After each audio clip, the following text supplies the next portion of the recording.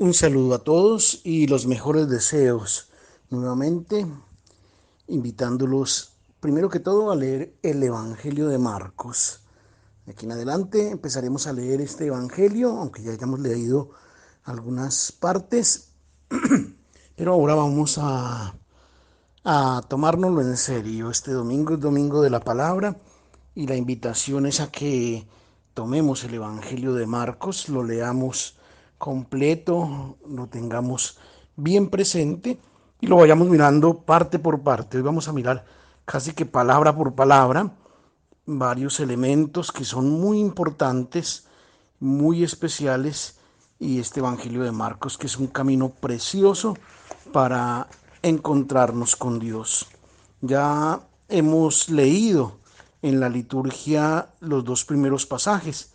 El primero, el de la presentación del Evangelio, lo leímos en el segundo domingo de Adviento, y el del bautismo en la fiesta del bautismo del Señor.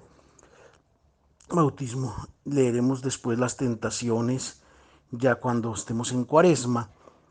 Para este domingo tomaremos el capítulo 1, versos 14 al 20. De hecho, durante el tiempo del Adviento y de la Navidad, la liturgia nos puso delante muchas veces la figura de Juan el Bautista.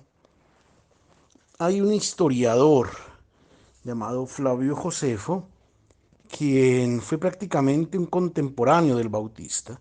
Él nos cuenta que todo el pueblo lo reconocía como un hombre bueno, que exhortaba a los hebreos a vivir con rectitud, que Juan el Bautista exhortaba a todos a tratarse recíprocamente con justicia, a vivir en la presencia del Señor y a someterse a la voluntad de Dios. Dice también que el Bautista tenía la idea muy clara respecto a su bautismo, porque él explicaba que este baño no servía de nada si el alma antes no hubiese estado purificada por un cambio de conducta moral. De otra forma, este rito se traduciría simplemente en una obra de teatro o en algo simplemente externo, en un lavado del cuerpo. El rey Herodes Antipas, que de hecho admiraba al Bautista por su rectitud de vida, tenía respeto al prestigio que Juan Bautista se había ganado y se ufanaba de frente al pueblo, y entonces lo había hecho su prisionero. Este es el destino que le espera a todos los profetas. Si miramos la historia sagrada del Antiguo Testamento, la suerte de los profetas es muy similar en la mayoría.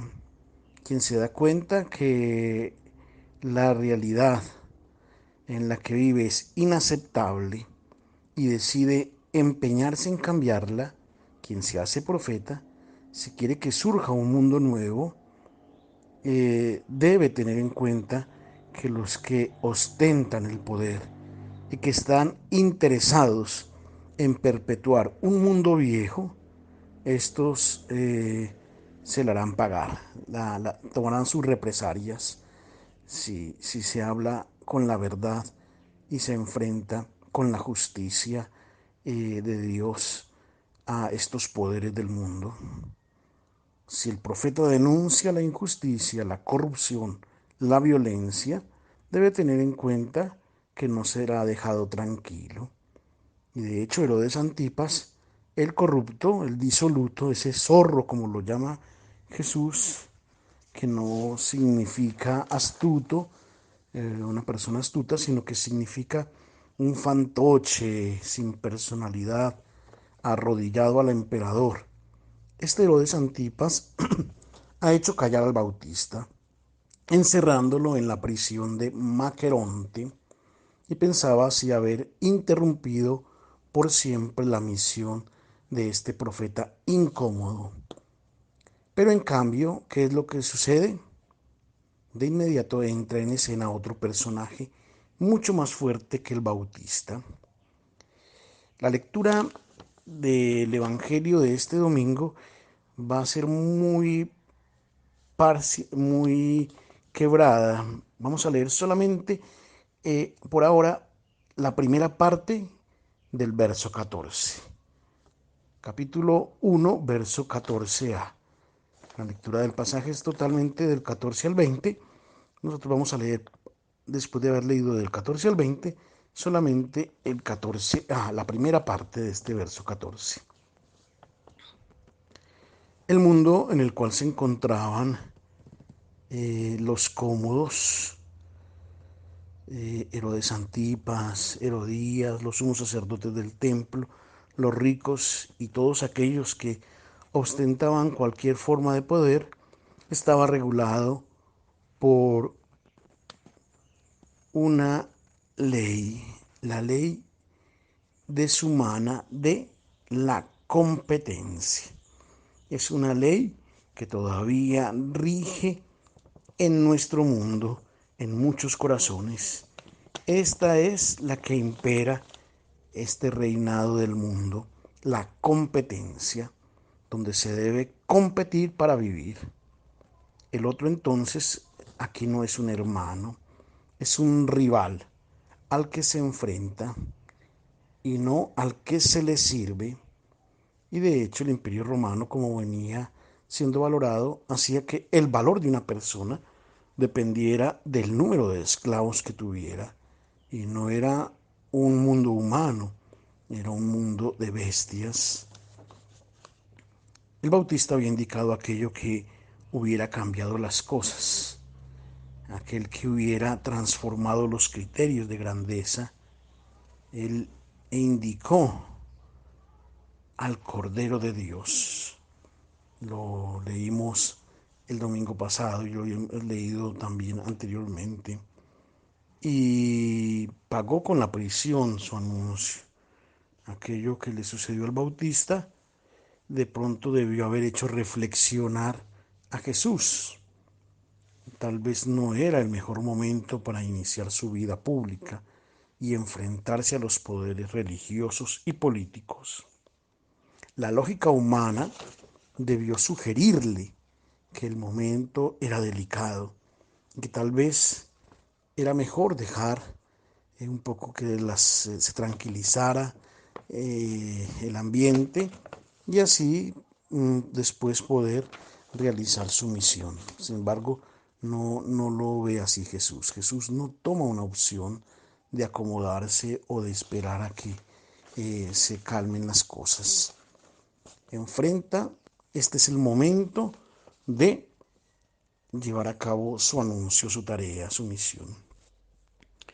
El evangelista Marcos hace notar que es propiamente cuando Juan es prisionero, que Jesús toma el papel protagónico de la historia. Se pasan de Juan el Bautista a Jesús la tarea de la lucha contra el mal. Y nos viene indicado también el lugar escogido por Jesús para dar inicio a su misión, a su tarea, al anuncio del Evangelio. No es en la orilla del río Jordán, propiamente, lo escuchábamos del Evangelio de Juan hace 8 días, es en la orilla del mar de Tiberíades, en Galilea, una región despreciada. Los judíos píos, religiosos de Jerusalén, no la tenían muy en consideración, porque esta era una tierra de semipaganos, muy pocos los religiosos devotos.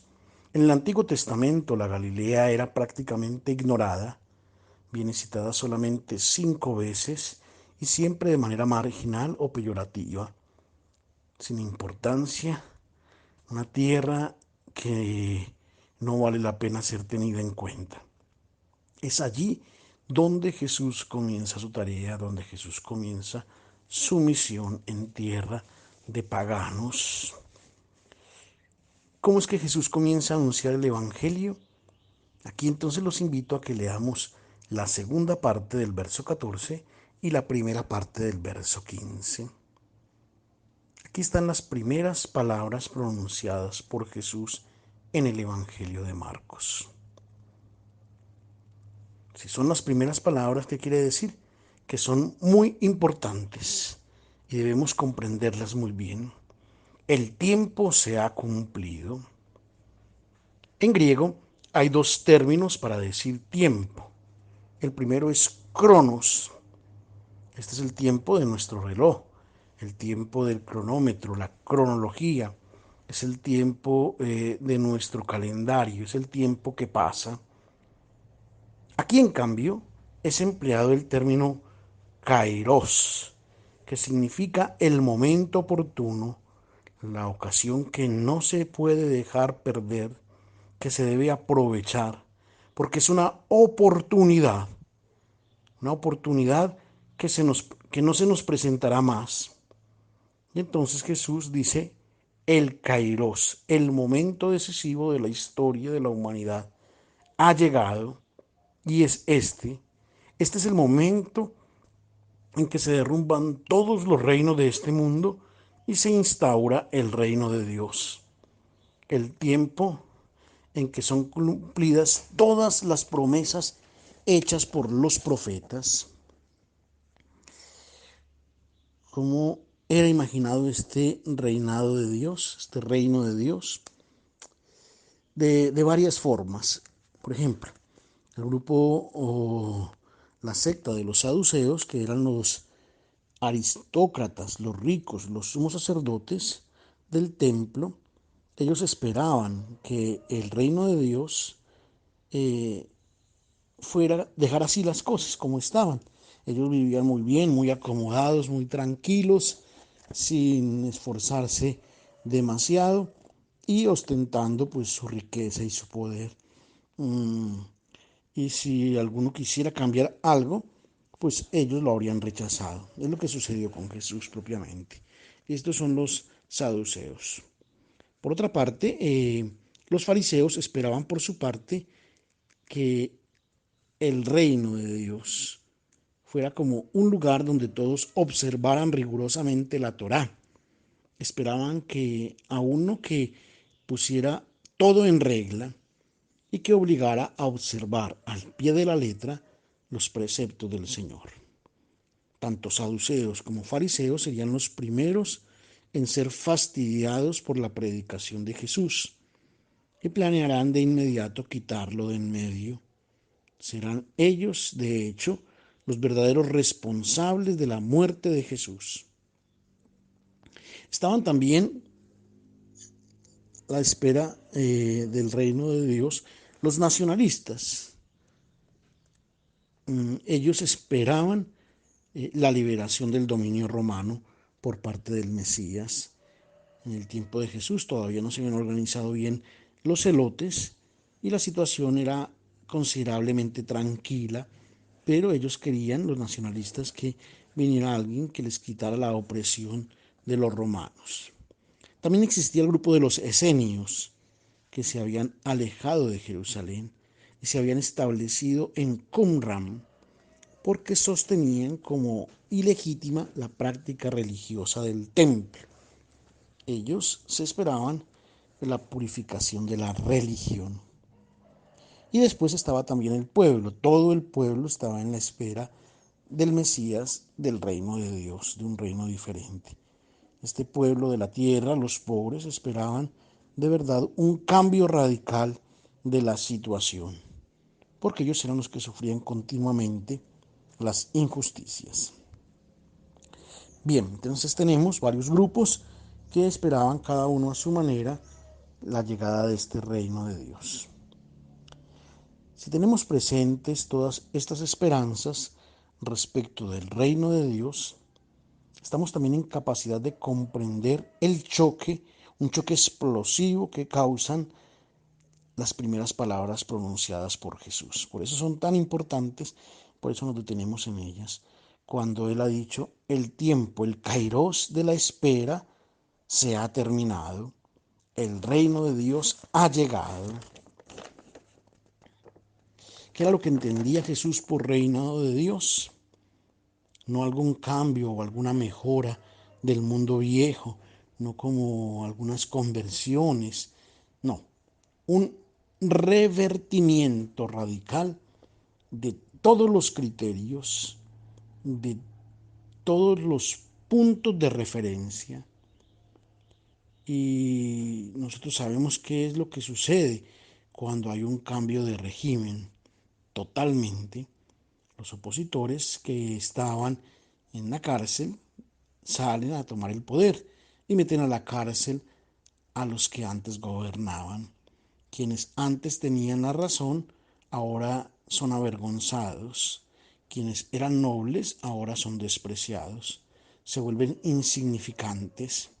Aquellos que en cambio no valían nada, ahora en cambio valen mucho, cuentan mucho.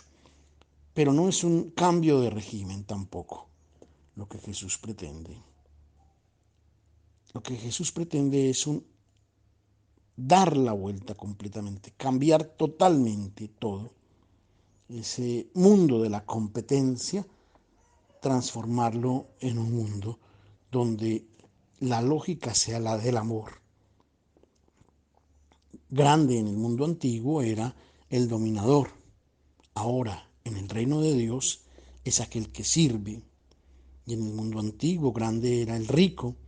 Ahora, en el reino de Dios, grande es el que se hace pobre, quien dona todo por amor.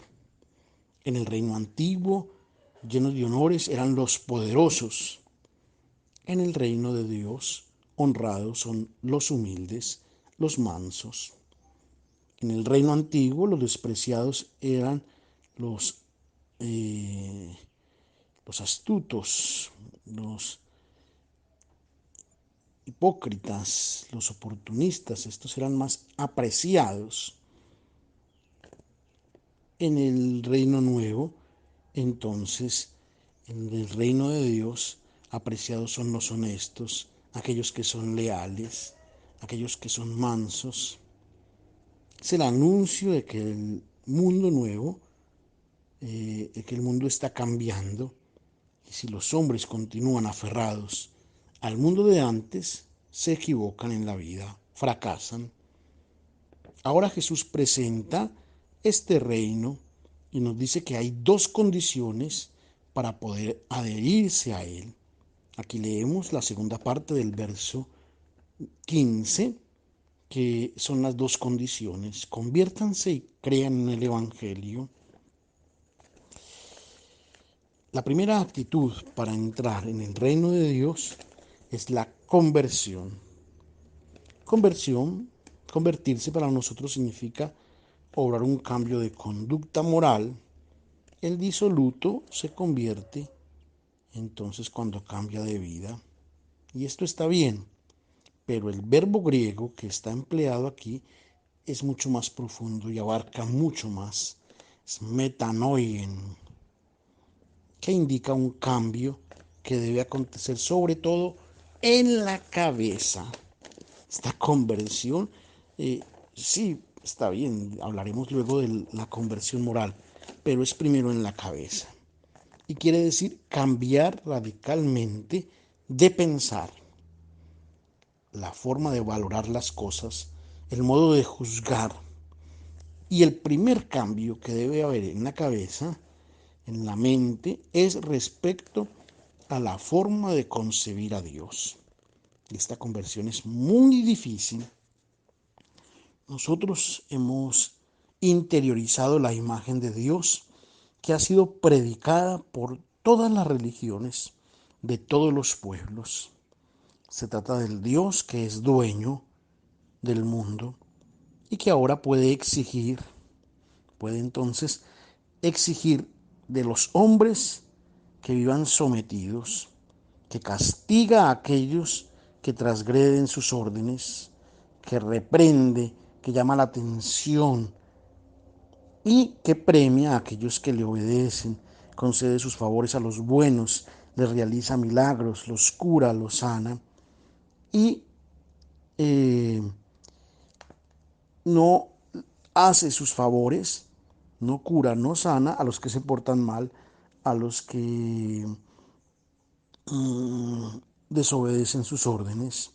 En cambio, esto más bien los castiga, con pestes, con enfermedades, con calamidades. Esto es lo que han enseñado de Dios las religiones y es la forma de ver a Dios todavía de muchas personas, inclusive de muchos que se dicen cristianos. Jesús ha venido a decirnos que esto no es verdad. El Padre del cual Él reproduce perfectamente su imagen es el Dios que ama a todos de manera incondicional y no refuta su amor a ninguno de sus hijos. Todos son hijos. Él es Padre. Reconozcamos que a nosotros nos cuesta demasiado aceptar este Dios. Nos cuesta mucho abandonar la vieja imagen pagana de Dios que nos han que nos ha quedado en la mente, porque es un Dios que se asemeja a nosotros, razona como nosotros, hace justicia como nosotros. Está claro, nos lo hemos inventado nosotros y entonces lo hemos moldeado sobre la figura mezquina de nuestro amor. Si adoramos este Dios, nosotros nos volvemos malos. Somos incapaces de amar como hace el verdadero Dios. Incluso a quien le hace mal, a quien le quita la vida. Si no te dejas convertir al Dios amor y solo amor, bueno y solo bueno, que nos ha sido presentado por Jesús de Nazaret, tú permanecerás en el mundo viejo. No perteneces al reino de Dios. Aquí está la conversión que debe operarse, sobre todo en la mente, cambiar la imagen de Dios. Si tú acoges el rostro bello de Dios que ves en Jesús de Nazaret, tú harás la primera y fundamental conversión. Después viene sí también la conversión moral. Y aquí no se trata entonces de volverse un poco más bueno, de acoger esta devoción, de ir a misa, de hacer más oración, de hacer obras de caridad solamente. Todo esto está bien, sí, pero se trata es de revertir completamente la escala de valores. Aquí hagamos un ejercicio de la escala de valores. Nosotros tenemos tantos valores como dirigen nuestras opciones y ellos son las que hacen que tomemos las decisiones. Y si las ponemos en orden, pongámoslas en orden. ¿Qué es lo más importante en nuestra vida, en nuestra escala de valores? Ese será nuestro Dios. Entonces, de pronto estará la familia, o los amigos, o el dinero, la profesión, la carrera, o bueno, el evangelio, o la ayuda al prójimo. Son estos los valores que orientan nuestras opciones. Tratemos de ponerlos en orden. ¿Cuál es el espacio que ocupa cada uno de estos valores en nuestros pensamientos, en nuestros intereses? Bien, nuestro Dios entonces es aquello que nosotros ponemos en el primer lugar de esta escala de valores, porque de este valor dependen después todas las otras. Algunos puede ser la salud, y entonces termina la salud siendo lo más importante y volviéndose el Dios de la vida. Otros la familia, otros el dinero. Bueno, no es que exista entonces el ateísmo como tal. Puede existir sí el politeísmo, que adoremos varias cosas o que coloquemos varias cosas en el primer puesto. Lo primero que pongamos en nuestra escala de valores, ese será nuestro Dios. Porque encima de la escala todos podemos poner una o varias cosas. Si en la cima tú pones la búsqueda del placer, la búsqueda de gozarte la vida, de estar tranquilo, de acomodarte, de vivir bien, entonces todo aquello que tú harás será para obtener este objetivo, la búsqueda del placer. Es el Dios que te da órdenes sobre lo que debes vivir y cómo debes comportarte. Entonces tú puedes decir, abandonar a tu esposa si has encontrado otra mejor, otra mujer, y porque tu Dios es gozarte la vida o vivir solamente del placer.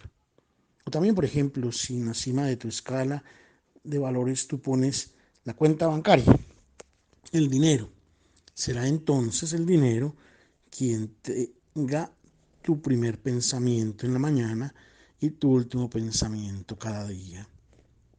Será el dinero el que te, el que te diga lo que es justo y lo que está equivocado. Y te dirá lo que es bueno, te dirá que es bueno aquello que te haga ganar más dinero y que estará mal compartir, que estará mal donar, velar por el pobre, ayudar al necesitado, compartir. Pon atención porque si en la cima tú te equivocas en poner al verdadero Dios, cualquier otro es un ídolo que te dará órdenes que después, tarde o temprano, te deshumanizan. Convertirse quiere decir repudiar la escala de valores del mundo viejo y acoger el orden de valores que viene propuesto por el Evangelio, que coloca al dinero en su puesto, no en la cima, que coloca a la familia en su puesto, que coloca la profesión en su puesto, y en la cima coloca el amor por Dios, por su propuesta de hombre, aquella que nos presenta el Evangelio y que es encarnada por Jesús de Nazaret. Bien, y después está también la conversión de la mente y de la vida moral. Jesús dice que es necesario creer en el Evangelio. Creer en el Evangelio no equivale a aceptar un paquete de verdades.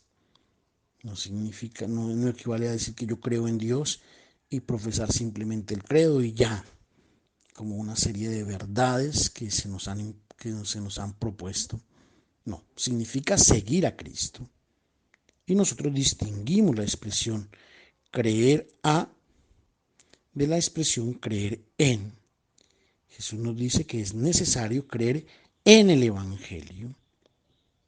Cuando una esposa dice, yo le creo a mi esposo, quiere decir que ha escuchado varias posibilidades, pero que ella cree en lo que le ha dicho su esposo.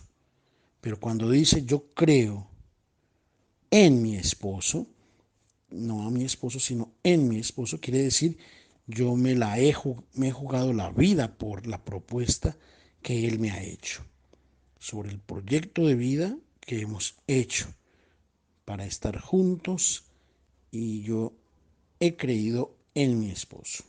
Así es, la fe en Jesús de Nazaret, creer en Jesús de Nazaret, creer en el Evangelio, quiere decir acojo después de haber comprendido la propuesta de vida que Él me hace y que Él encarna. Creer quiere decir yo la hago mía, me juego la vida en esta propuesta. Jesús ha presentado entonces sus dos condiciones. Conviértanse y crean en el Evangelio. Condiciones para pertenecer al reino de Dios. Y ahora debe encontrar a alguien que las acepte y que se adhiera a esta su propuesta y de hecho va en búsqueda de los primeros discípulos. Leamos los versos 16 al 18.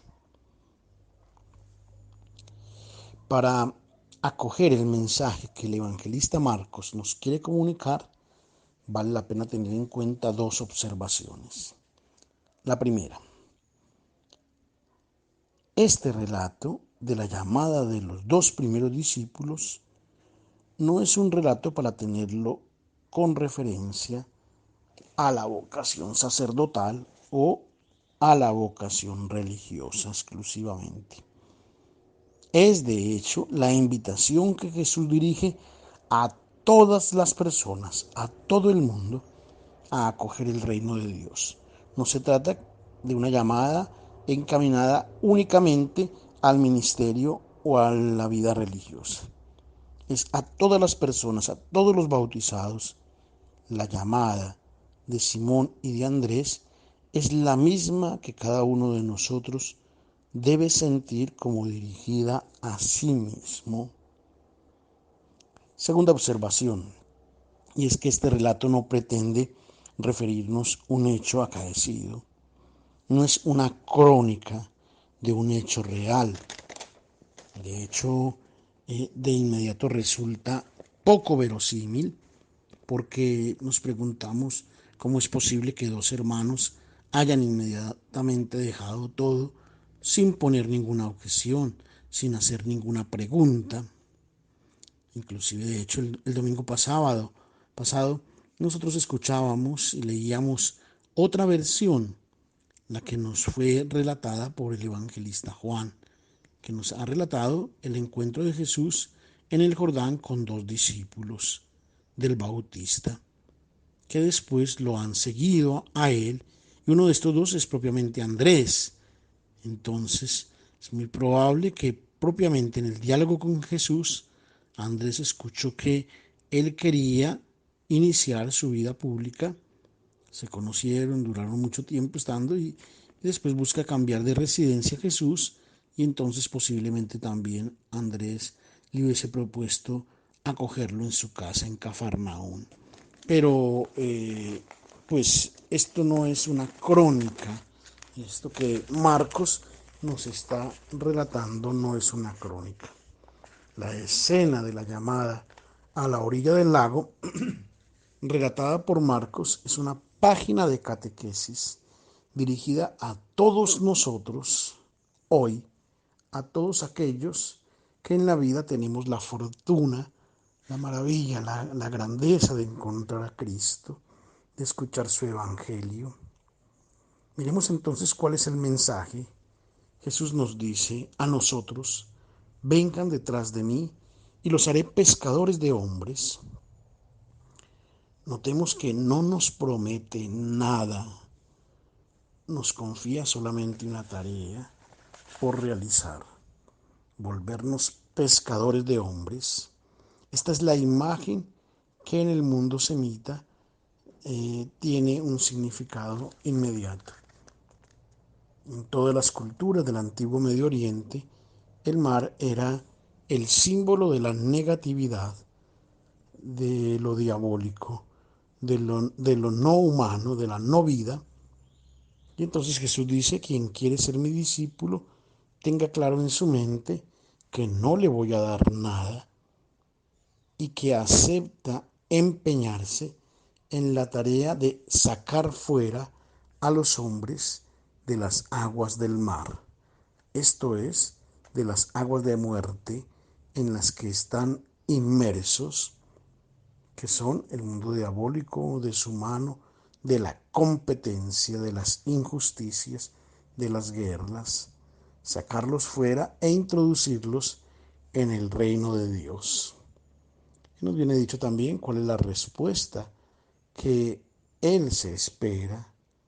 De inmediato, los hermanos dejaron las redes y lo siguieron, seguirlo a Él. Este de inmediato es muy importante en el Evangelio de Marcos. Solamente en el primer capítulo de este Evangelio, eitis, de inmediato, en griego, aparece 11 veces. Después los traductores no lo ponen, no lo traducen, no las traducen todas las veces. ¿Qué quiere decirnos? Quiere decirnos que cuando sientes la llamada del Evangelio a una vida desde el reino de Dios, no podemos mediatizarla, no podemos quedarnos haciendo cálculos o dar rodeos, porque de otra forma volveremos a las seducciones del mundo viejo y nos quedaremos en las dudas y cuestionamientos. Y pasa el deseo entonces de aceptar.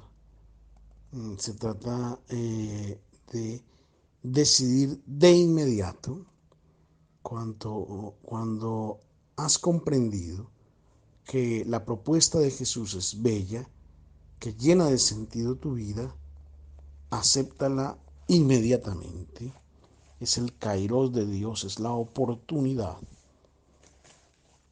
Después dejan las redes, quiere decir que se apartan del modo en que han vivido hasta este momento.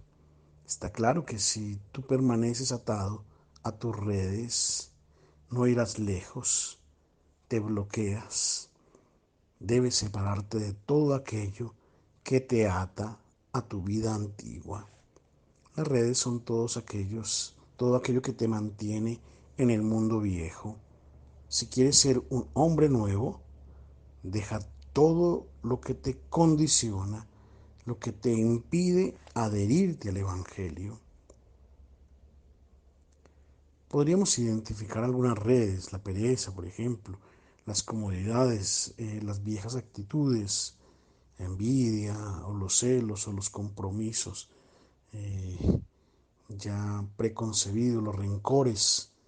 Si no cortas de raíz, corres el riesgo de acoger, sí, un poco de evangelio, pero de mezclarlo luego con la mentalidad pagana. Ya nace entonces una mezcolanza que a Jesús no le gusta.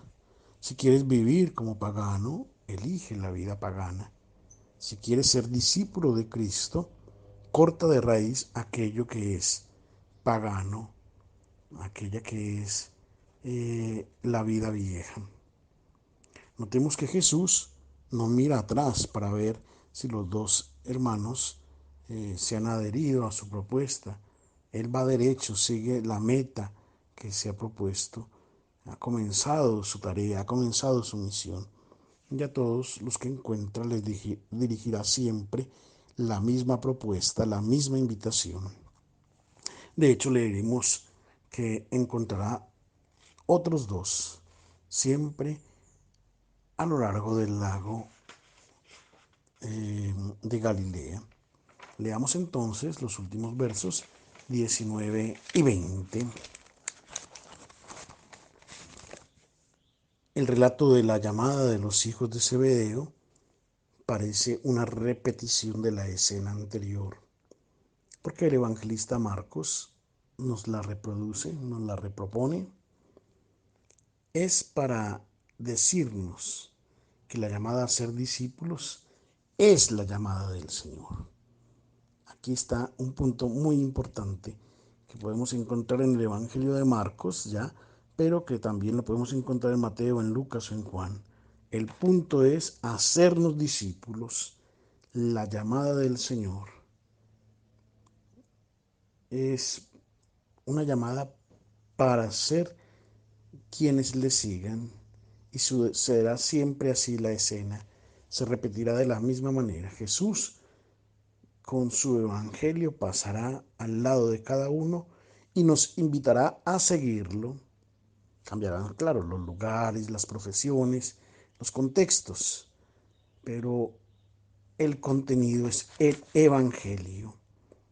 Con el evangelio será diferente, será lo mismo, será diferente en el sentido de que es una conversión de la vida anterior, pero la manera de hacer la invitación, el Señor, con este Evangelio, pues el Evangelio es siempre el mismo. La invitación del Señor será siempre la misma. Sígueme si quieres ganarte la vida. También entonces Santiago y Juan están llevando a cabo su profesión, son pescadores. Cuando son llamados por Jesús, no es que estén orando o en el templo o cumpliendo prácticas religiosas o con devociones. No, después de haberse adherido a su llamada, dejan al padre y a los criados. Los dos anteriores habían dejado las redes. Ahora aquí dejar al padre y a los criados viene también cargado de simbolismo. El padre es muy importante en la cultura semita, representa al custodio de la tradición, es el padre el que me transmite la tradición de los antiguos. Y también la madre. En muchas escenas del Evangelio vamos a encontrar que el padre o la madre no necesariamente es el padre biológico o hace referencia al padre biológico o a la madre biológica. Hace referencia a las tradiciones, la madre cultura, la madre patria, la madre religión, la tradición como tal. Es en este sentido en que se leen los textos del Evangelio. El padre en la cultura semita representa al custodio de la tradición, es aquel que siempre ha inculcado en los hijos los valores y los comportamientos que habían sido mandados desde siempre. Es el representante directo del siempre se ha hecho así, siempre lo hemos vivido de esta manera y es lo de los antepasados. Cuando se encuentra Cristo, se vuelve ahora entonces Él el modelo de vida, no los modelos de la tradición, no los que te han inculcado en el pasado. Si aquellos comportamientos, si seguimos aquellos comportamientos, entonces continuaremos con el mundo viejo. Aquí es una nueva opción, es el que te propone, tú debes dejar al Padre, debes dejar de aferrarte a lo antiguo, acomodarse a las tradiciones en las cuales se crece, nos da seguridades, nos deja tranquilos. No debemos inventar nada de nuevo, basta seguir haciendo lo que siempre se ha hecho. Y de frente a todas las tradiciones, cuando éstas se encuentran al Evangelio, son puestas en entredicho. Incluso las tradiciones culturales que se creen intocables, si están en contra del Evangelio y tú quieres ser discípulo de Cristo, las debes dejar. De otra forma, continuará tu vida como antes y todos te dejarán tranquilo. Pensemos, por ejemplo, en tradiciones o en culturas donde no se respeta la dignidad de la mujer o la libertad humana o la vida humana, o tal vez comportamientos morales que son incompatibles con el Evangelio, incluso si son aprobados por la lógica del mundo.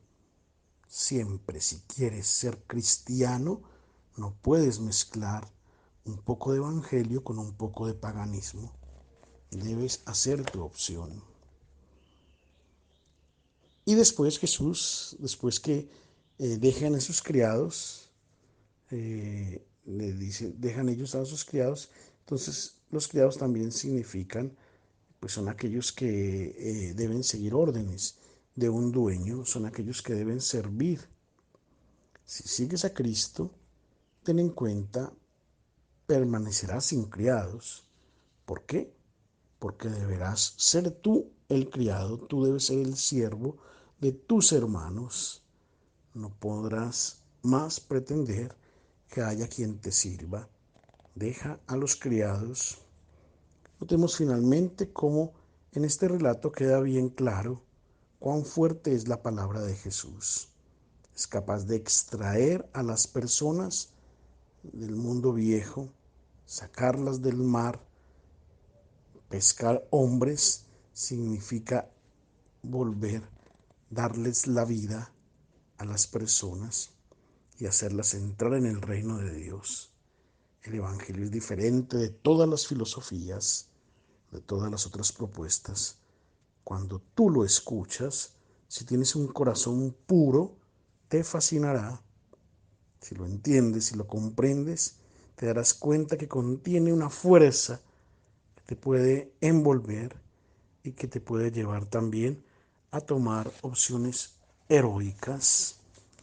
La llamada del Señor hoy es a nosotros, en nuestro camino, en nuestra profesión, en nuestra tarea, llamados a ser hombres y mujeres de Dios, discípulos de Cristo.